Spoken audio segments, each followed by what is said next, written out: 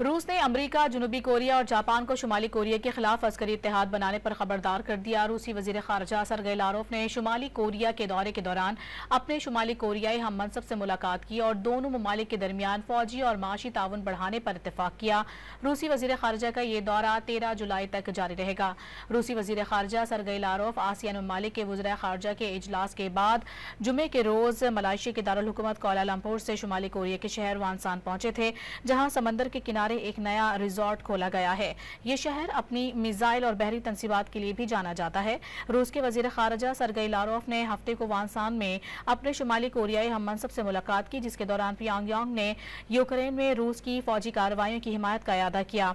खबर रसा एजेंसी टास के मुताबिक रूसी वजीर खारजा सरगेई लारोफ ने अमरीका, जनूबी कोरिया और जापान को खबरदार किया कि वह शुमाली कोरिया के खिलाफ इलाकाई नाकाबंदी के लिए अस्करी इत्तेहाद बनाने से बाज रहें। उन्होंने बताया कि शुमाली कोरिया ने यूक्रेन में रूसी खुसूसी फौजी ऑपरेशन के तमाम इकदामात और मकासद के लिए अपनी पुख्ता हिमायत की तस्दीक की। आलमी सियासत में रूस अमरीका का बड़ा हरीफ समझा जाता है।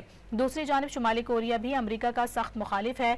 रूस और शुमाली कोरिया अपने स्ट्रेटेजिक ताउन को बढ़ा रहे हैं। दोनों ममालिक ने अब बाहमी दिफाई मुआहिदा भी कर लिया है।